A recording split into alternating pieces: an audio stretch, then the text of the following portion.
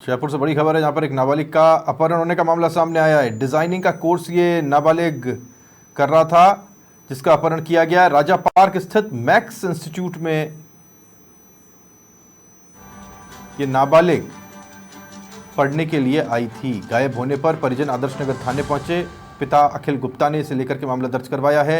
CCTV के आधार पर police अब मामले की जांच पड़ताल में जुट गई। बहुत बड़ा मामला हो जाता है। एक नाबालिग बच्ची है जो डिजाइनिंग का कोर्स कर रही थी, उसका अपहरण हो गया राजा पार्क से, जयपुर की नाक से। अब यह अपहरण का मामला सामने आया। अब पुलिस इस पूरे मामले की जांच पड़ताल कर रही कि क्या इस पूरे मामले के पीछे है और अपहरण क्यों लग रहा है परिजनों को। क्या उनके पास फिरौती का कोई कॉल आया है या फिर उन्हें कुछ ऐसी जानकारी मिली है कि किसी ने इस बच्ची को उठाकर ले जाते देखा हो, या फिर उन्हें आशंका है, कोई धमकी उनको मिली हो जिस आधार पर वो ये मान रहे हैं कि ये अपहरण का मामला हो सकता है। ये वो सारी बातें हैं जिसके इर्द गिर्द अभी जानकारी सामने आनी बाकी है, लेकिन पुलिस की जांच जारी है।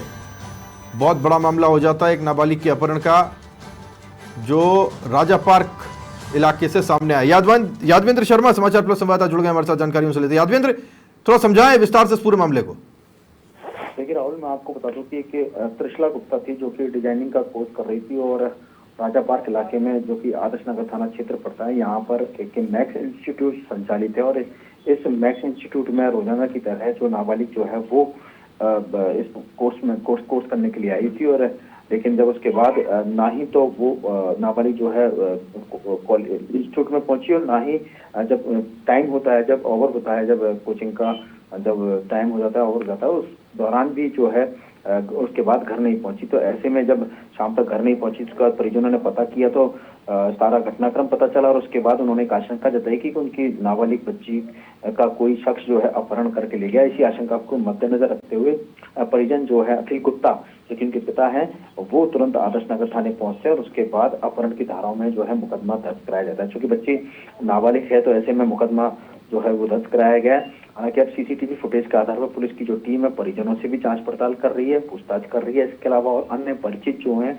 उसकी कोई फ्रेंड सर्किल में जो लोग जुड़े हैं, कनेक्ट हैं, उनसे भी पूछताछ कर रही है। इसके अलावा सीसीटीवी फुटेज भी खंगाल रही है कि बच्ची कहाँ गई है और किस साथ की, या कोई इसको जबरन किडनैप करके लेके गया है, और लेके गया तो कौन वो शख्स है। इसके बारे में जो पुलिस की जो टीम है वो अब इन्वेस्टिगेशन कर रही है। परिजनों को कब पता चला कि ये लड़की गायब है?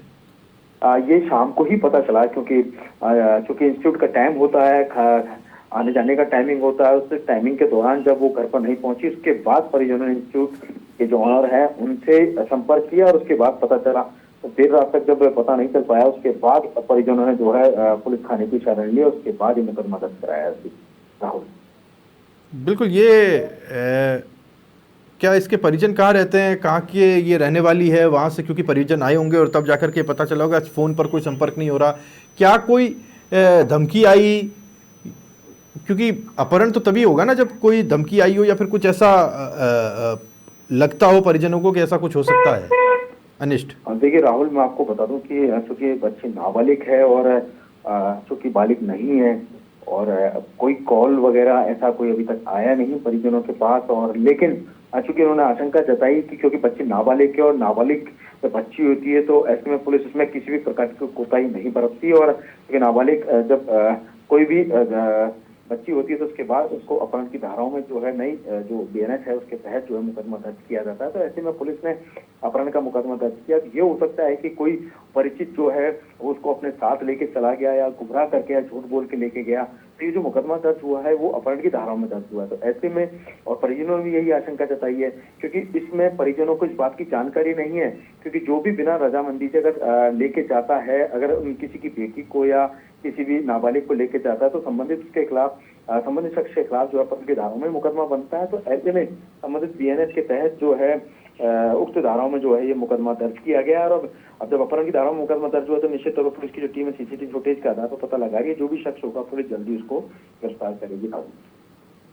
बिल्कुल, शुक्रिया आपका यादवेंद्र इस जानकारी के लिए। बड़ी खबर है यादवेंद्र, ये जानकारी हम तक पहुंचा रहे थे। फिलहाल पुलिस इस पूरे मामले की छानबीन में जुटी हुई है।